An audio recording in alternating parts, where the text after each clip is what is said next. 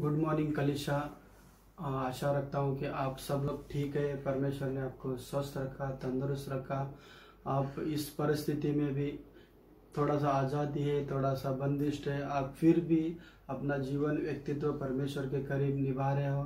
Thank you, well done कलिशा, सबके लिए thank you.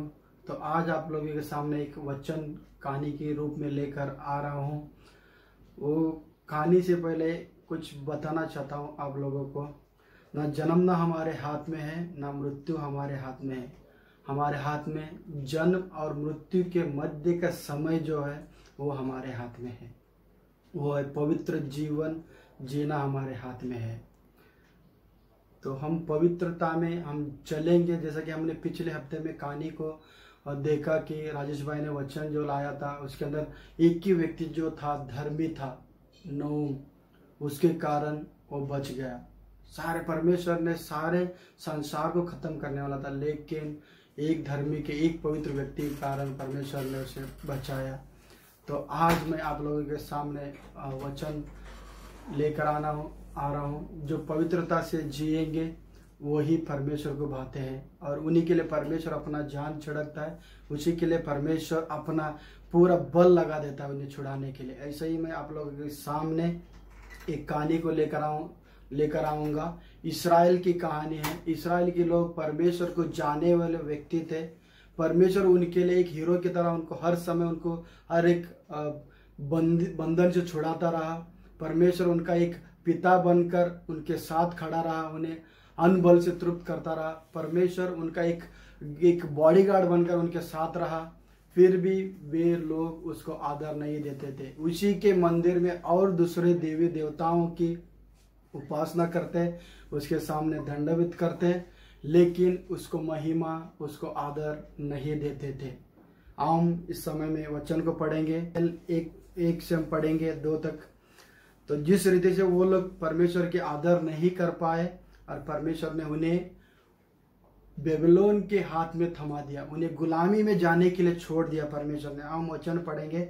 वचन के बाद में आप लोगों के सामने में कहानी को मैं पेश करूंगा। यहूदा के राजा यहोयाकीम राज्य के 3रे वर्ष में बेबीलोन के राजा नबूकदनेस्सर ने यरूशलेम पर चढ़ाई करके उसको घेर लिया। तब परमेश्वर ने यहूदा के राज्य यहोयाकीम को परमेश्वर के भवन के कई पात्रों के सहित उसके हाथ में कर दिया और उसने उन पात्रों को शिनार देश में अपने देवता के मंदिर में ले जाकर अपने देवता के भंडार में रख दिया। आमीन। हम प्रार्थना करेंगे पहले। हाँ प्रभु यीशु, हम आपके पवित्र अति पवित्र नाम लेकर हम इस समय में आपके इस वचन को हम ग्रहण करने के लिए सहायता मदद कर। परमेश्वर हमें भी जिस रीति से पवित्रता में जीना है उसके लिए तो हमारी सहायता मदद करना। आमीन। तो ये कहानी उन समय के इस्राएल देश के लोगों जो परमेश्वर को जानने वाले व्यक्ति थे, फिर भी उन्हीं के मंदिर में और देवी देवताओं के सामने वो लोग दंडवत करते। परमेश्वर क्रोधित हो गया। परमेश्वर ने इन लोगों को, मैं क्या करूं, इन लोगों को बेबीलोन के हाथ में कर देता हूं। जो बेबीलोन का राजा जो था, नबूकदनेस्सर राजा जो था, उसके हाथ में परमेश्वर ने स्वयं कर दिया। इवन की मंदिर के पात्रों के साथ में उनके हाथ में कर दिया। तो उस देश में जब लड़ाई के लिए जब आए बेबीलोन के देश के लोग, जब मार गिरा, कई लोगों को मारा, कई लोग डर कर भाग गए, कई जगह पर भागे, कई लोगों को बंदी बनाकर वे लेकर बेबीलोन ले गया।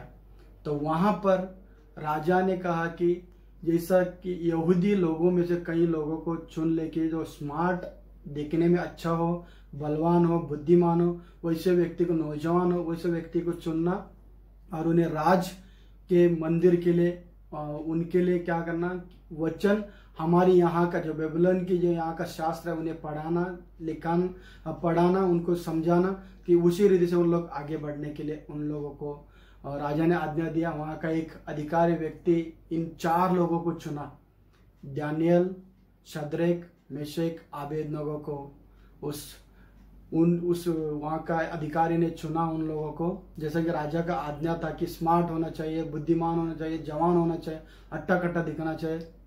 तो उन लोगों को चुनकर उन लोगों को उनका शिक्षा देने लगा और उन्हीं का खान पान देने लगा। तो वे लोग वहाँ पर गुलामी में जाने के बाद उन लोगों ने परमेश्वर को सही रीति से पकड़ा उन लोगों ने।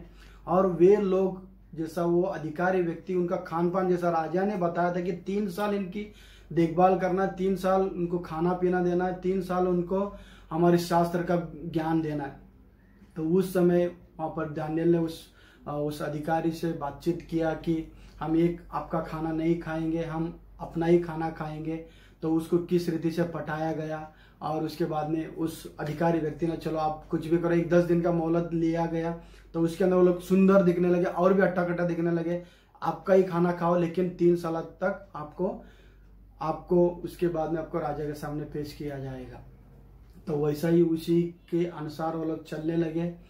तो 3 साल के बाद में राजा के सामने पेश किया गया। इन लोग को ज्ञान मिला, बुद्धि मिला उन शास्त्रों के द्वारा। बहुत सारे वो लोग ने परमेश्वर को सही रीति से लोग ने पकड़ कर रखा था। जब राजा के सामने लेकर गया वहां पर, तो राजा ने देखकर इन पंडितों को, सब लोगों को घोषित कर एक रख दिया अपने राज्य कराने की। जैसा कि हम देखते हैं कहाँ पर भी एक राजा होता है, उनके साथ में कई सारे पंडित होते हैं। किस रीति से हमें लड़ाई के लिए जाना, तो उनसे जानबीन, उनसे बातचीत, एक सलाह लेने के लिए होता है। वैसे ही उन लोग को बनाकर एक राज घराने में रखा गया था। तो उन्हीं समयों में राजा नबूकदनेस्सर ने एक स्वप्न देखा। तो उस स्वप्न देखकर वो बहुत ही विचलित हो गया। तो उस समय में राजा नबूकदनेस्सर ने सब पंडितों को बुला दिया, आ जाओ, इधर आ जाओ। तो राजघराने में बुलाया गया। तो राजा ने कहा कि मैंने रात को एक स्वप्न देखा है, उस स्वप्न का अर्थ भी आपको ही बताना है और स्वप्न भी आप ही को बताना है। तो कई लोग, पंडित लोग, उससे पहले वहां का ही पंडित लोग, बेबीलोन के पंडित लोग थे, बहुत सारे पंडित लोग थे।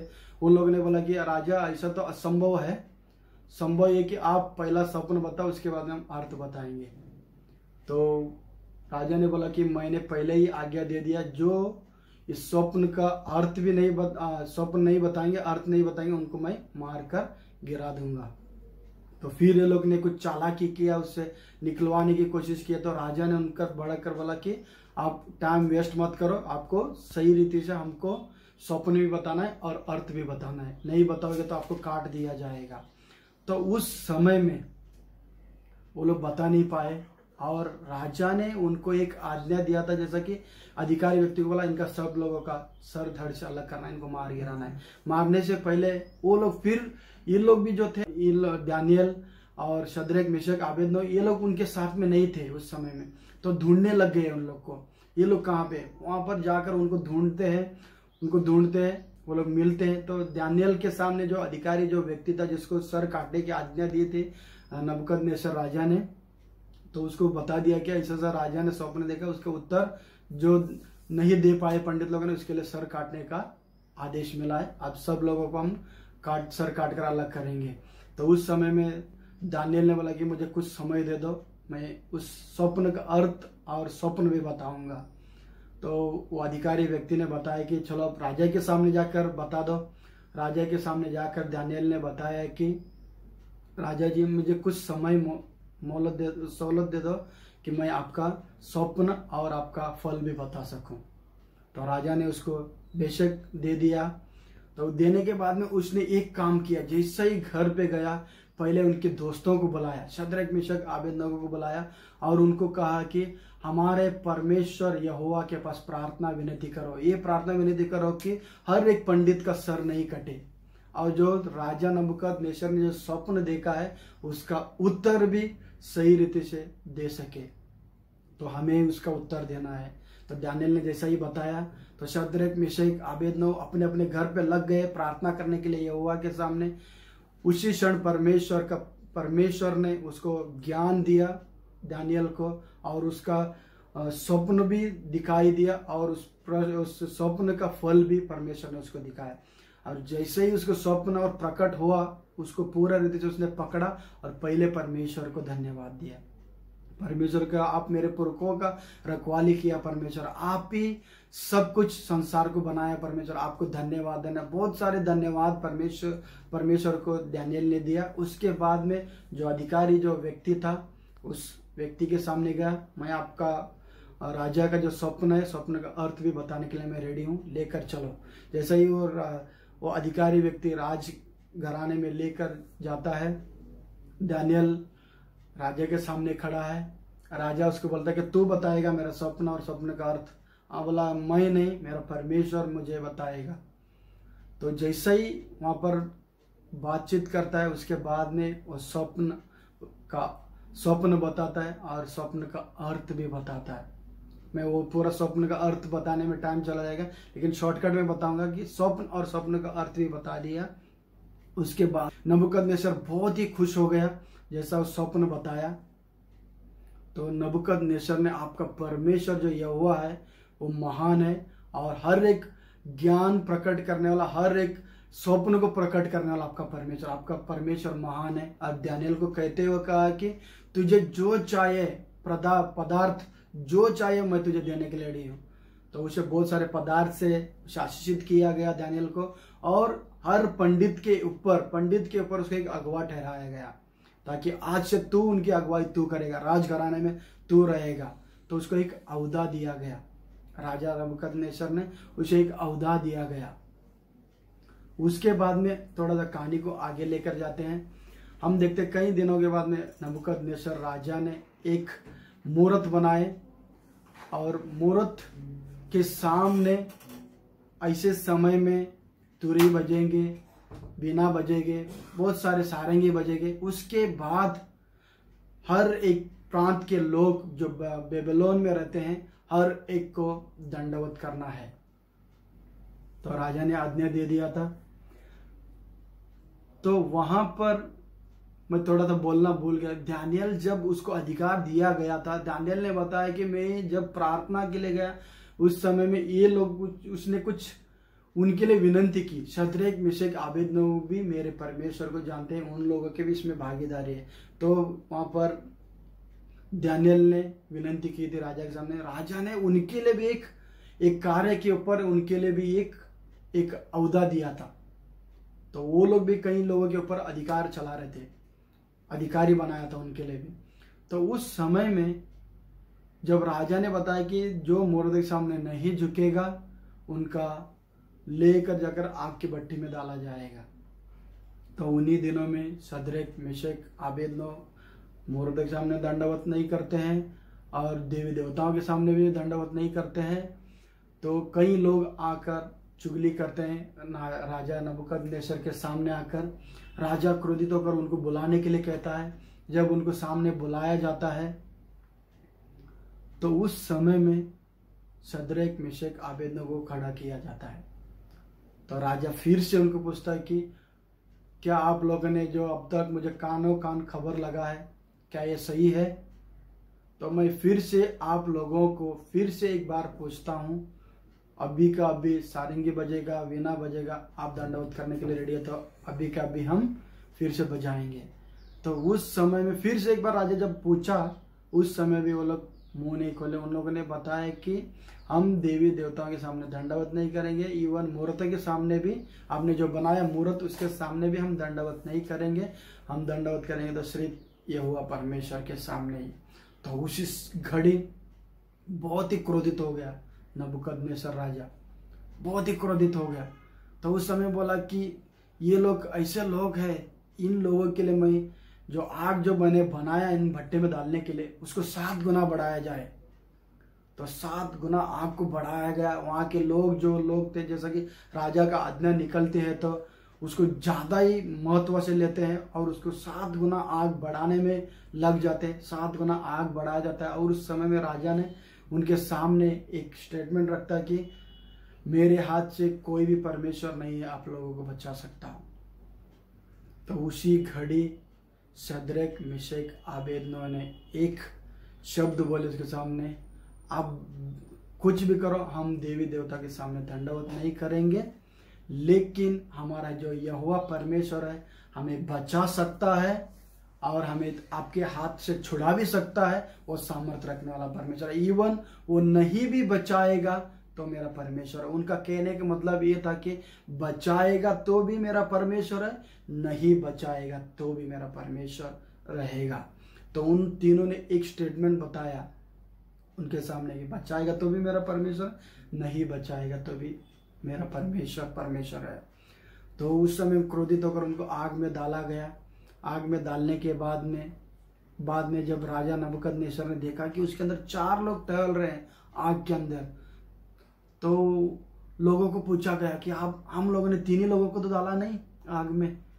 हाँ, सब लोगों ने बोला कि सेवक लोगों ने हाँ 3 ही लोगों को डाला गया है, लेकिन यहाँ पर तो 4 दिख रहे हैं, ये कौन है? फिर से उनको कुछ अंदर जलने का भी कुछ दिख रहा ही नहीं। तो राजा ने उनको बोला, उनको बाहर निकलने के लिए कहा। जैसे ही वो लोग बाहर निकले, बहुत सारे लोग थे, अधिकारी, गवर्नर, सब राजगद्दी में जितने भी लोग थे सब लोग उनके सामने थे। तो उनको सामने लाया गया, एक बाल भी उनका जला नहीं था। तो परमेश्वर ने ऐसा कार्य किया था, उनके साथ में प्रभु यीशु उनके साथ में था, उस आग से भी बचाए रखा और कुछ छोटा सा भी उनका बाल भी बांका होने के लिए नहीं दिया। तो इस कहानी के द्वारा मैं आप लोगों को यही बताना चाहता हूँ, न जन्म लेना हमारे हाथ में है, न मृत्यु हमारे हाथ में। हमारे हाथ में है तो सिर्फ वो है पवित्र जीवन जीना हमारे हाथ में, पवित्रता से जीना हमारे हाथ में। जैसे वो लोग भी हम देखते हैं, इस्राएली लोग, वो लोग प्रभु को छोड़कर अपना मार्ग पकड़ लिए थे, लेकिन अब हम देखते हैं वहां पर गुलामी में होते हुए उन्होंने सही परमेश्वर को पकड़ लिया और उसके बाद में उन्होंने अपना सबके सामने आने जैसा किया। उस समय में प्रभु को जानते, प्रभु की महिमा नहीं करते, प्रभु की बढ़ाई नहीं करते। अब यहाँ पर गुलामी में आकर प्रभु की महिमा बढ़ाई करने लगे। तो उनका पवित्र जीवन ही उनको परमेश्वर बहाया गया और पवित्र उनका जीवन जीना ही उनको हर एक मुसीबत से अलग किया गया, तो उनको छुड़ाया गया। तो मैं आप लोगों को यह बताना चाहता हूं कि जब दानियल को स्वप्न के बारे में बताया गया तो राजा वहां पर बहुत ही खुश हो गया। तो वहां पर हम देखते हैं झंडा, उसने दूसरे देश में जाकर उसने झंडा गाड़ा। किया कैसा? उसने सिर्फ प्रार्थना किया, आराधना किया, उसका परमेश्वर की महिमा की, बढ़ाई की। तो उसके बाद में परमेश्वर ने उसे प्रकट किया, उसका स्वप्न बताया, उत्तर दिया। तो वहां पर देखते हैं उसने बहुत सारे पदार्थ उसके लिए भेंट दिया गया और वहां पर उसका नाम ऊंचा किया गया और उसको एक पंडितों के ऊपर एक ओहदा दिया गया। आज हम भी देखते हैं, हम जितना परमेश्वर के करीब रहते हैं उतना ही हम मजबूत बनते जाते हैं। हर क्षेत्र में, काम धंधे में हो या बिजनेस में हो या नौकरी में हो, हमें परमेश्वर सुरक्षित भी रखता है, काम धंधे में हमें आशीषित भी करता है, बिजनेस में भी आशीषित करता है, हमारे स्वस्थ, हमें शारीरिक चंगाई भी देता है, हमें अन्न बल से भी तृप्त करता है। जब हम उसकी महिमा, उसकी बढ़ाई करते रहेंगे तो हम स्वस्थ तंदुरुस्त बना रहेंगे। हम दूसरा देखते हैं, शद्रक मेशक आबेदनो ने उनके सामने राजा की एक क्रोध सामने रखा था कि राजा ने कहा कि जो कोई मेरी मूर्त को दंडवत नहीं करेगा उन्हें मारूंगा और आग के भट्टे में डालूंगा। तो उस समय में भी, ऐसे कठिन परिस्थिति में भी वो लोग चाहे तो बोल सकते थे कि हम दंडवत करेंगे, क्या होगा। तो लेकिन उस समय में उन लोगों ने पवित्रता से खड़े रहे, भले कुछ भी हो जाए, हम आपके मूर्त के सामने नहीं झुकेंगे, गैर देव देवताओं के सामने नहीं झुकेंगे, हम परमेश्वर की ही महिमा करेंगे। तो राजा क्रोधित, तो उनको आग में डाला गया। लेकिन वहां पर भी हम देखते हैं कि उस गुलामी देश में इन लोगों ने भी, तीनों लोगों ने भी झंडे गाड़े। कैसा गाड़े? उन्होंने भी अपने पवित्र जीवन जीकर उनको मालूम पड़ गया था कि न जीवन हमारे हाथ में, न मृत्यु हमारे हाथ में। हमारे हाथ में है तो सिर्फ ये दोनों के मध्य का वही पवित्र जीवन जीना ही हमारे हाथ में है। तो उन्होंने जान लिया था कि, उन्होंने इसलिए कहा कि हमारा यहोवा परमेश्वर हमें बचाएगा तभी हमारा परमेश्वर है, नहीं बचाएगा तभी हमारा परमेश्वर रहेगा। तो यहाँ इस समय में हम देखते हैं, हम भारतवासी लोग हैं, भारत में रहते हैं। अब की परिस्थिति में देखकर क्या परमेश्वर मेरी तरफ अपने नजरें बनाए रखा, क्या परमेश्वर मुझे इस स्थिति से छुड़ाएगा, बेहतर छुड़ाएगा परमेश्वर, बेशक छुड़ाएगा परमेश्वर। लेकिन हमें अपना जीवन पवित्रता से जीना है, पवित्रता में बनाए रखना। जैसा कि हमने पिछली स्टोरी को देखा, नोम को एक ही धर्मी के कारण उन्हें बचाया गया। हम धर्मी बनकर रहेंगे तो हमारे लिए बेहतर रहेगा, धार्मिकता पर चलेंगे तो हमारे लिए बेहतर रहेगा। तो इस कहानी के द्वारा मैं आप लोगों को यही बताना चाहता हूँ, जैसे उन लोगों उन्हें परमेश्वर की महिमा नहीं दी, बढ़ाई नहीं दी, तो वो लोग गुलामी में चले गए। तो अब हम भी हमारे जीवन में देखते हैं, हम भी परमेश्वर की महिमा नहीं करेंगे, बढ़ाई नहीं करेंगे, उसकी महिमा आदर नहीं करेंगे, उसका स्थान है उसको हम नहीं देंगे, तो हम खुद ब खुद, परमेश्वर हमको गिराएगा नहीं, लेकिन खुद ब खुद हम गिर जाएंगे उस परिस्थिति में। बाद में हम उठना ही हमारे लिए मुश्किल हो सकता है। हम उठकर खड़ा हो जाएंगे, एक कदम ऊंचा उठाएंगे, परमेश्वर गले लगाने के लिए रेडी रहता है और हमें गले लगाता है और हमें एक पुत्र की नाई देखता है। और हम देखते हैं आज का दिन पिता का दिन भी है, फादर्स डे है। तो हम देखते हैं सोलोमन की कहानी को भी हम थोड़ा सा मैं आप लोगों की तरफ जिक्र करूंगा। दाऊद राजा ने सोलोमन राजा को किस रीति से शिक्षण दिया। उसने कहा कि यहोवा से डर कर चलना, हर समय यहोवा परमेश्वर की आज्ञा के अनुसार चलना और पिता समझकर उसके साथ में बातचीत करना। तो सोलोमन जो राजा था, परमेश्वर को भी अपना पिता मानकर अपना कदम बढ़ाता और दाऊद को भी अपना आदर देता। जिस रीति से उसने पिता का भी आदर किया और परमेश्वर पिता का भी आदर किया। तो आज का दिन फादर्स डे है, तो हमें पिता का आदर करना है, माता का भी आदर करना है। जैसा परमेश्वर ने हमें आज्ञा दी है, परमेश्वर ने हमें आज्ञा दी है, तो हमें पिता का आदर करना है और जो शरीर का भी पिता है उसको भी आदर देना है। हम पवित्रता से जीने में कहाँ चूक जाते हैं उसके कुछ शब्द बताऊंगा। परमेश्वर ने हमें कहा है कि पड़ोसियों से प्रेम करना, परमेश्वर ने कहा है दुश्मन के लिए प्रार्थना करना, परमेश्वर ने कहा है हमें जो पानी से या भूख से तरसते हैं, गरीब लोगों की मदद करना, और हमें बहुत सारे आज्ञा दिए कि परमेश्वर को पहला स्थान देना, अपने माँ बाप का आदर करना। इन सारे हमें परमेश्वर ने आज्ञा दी। इन कहीं ना कहीं से हम इसको साइड में फेंक देते हैं और अपना ही चलाने लगते हैं। एक है, और जब हमारे सामने दुनिया के लोग जहाँ पर भी हम काम काज करते हैं, बिजनेस करते हैं, उस बिजनेस में भी हम झूठ बोलते हैं और उस बिजनेस में हम फायदा ढूंढते हैं, उस बिजनेस में अपनी तरक्की ढूंढते हैं। लेकिन हम अपनी तरक्की, अपना फायदा ढूंढने के लिए जाएंगे, हम झूठ बोलेंगे तो हम बेशक गिर जाएंगे। हम सच्चाई में खड़े रहेंगे, सच्चाई में खड़े रहेंगे, जैसा सदरक मेशक आबेदनगो ने खड़ा था, अपने प्राण को भी रखने के लिए थोड़ा खड़ा था, लेकिन हम दंडवत नहीं करेंगे। वैसे ही हमारे अंदर एक बांध कर रखना है कि हमें सच्चाई के लिए कदम बढ़ाऊंगा, भले मेरे बिजनेस में लॉस हो या ना हो, लेकिन उसका डबल गुना कर देने वाला मेरा परमेश्वर है। जब हम इस रीति से पकड़ कर हम आगे कदम बढ़ाएंगे तो हमारा परमेश्वर हमारे बड़े अहदे पर बिठाएगा और हमें सबके सामने एक हीरो बना कर रखेगा, जो खुद हीरो है हमारा परमेश्वर। परमेश्वर ने ही हमसे कहा है, मैं जब तक वापस ना आऊं तब तक तुम्हें निर्दोष निष्कलंक बने रहना है। तो मैं आप लोगों के वचन पढ़कर बताऊंगा। सब बातों को परखो, जो अच्छी है उसे पकड़े रहो, सब प्रकार की बुराई से बचे रहो। शांति का परमेश्वर आप ही तुम्हें पूरी रीति से पवित्र करे और तुम्हारी आत्मा और प्राण और देह हमारे प्रभु यीशु मसीह के आने तक पूरे और निर्दोष सुरक्षित रहे। तो परमेश्वर ने हमें आज्ञा दी है कि प्रभु यीशु वापस आने तक हमें निर्दोष निष्कलंक बने रहना है। तो हमें जो वचन के विरुद्ध नहीं जाना है, वचन के अनुसार चलेंगे तो हमारा भलाई होगा। और इस समय में हम प्रार्थना करें, प्रभु के पास जाए।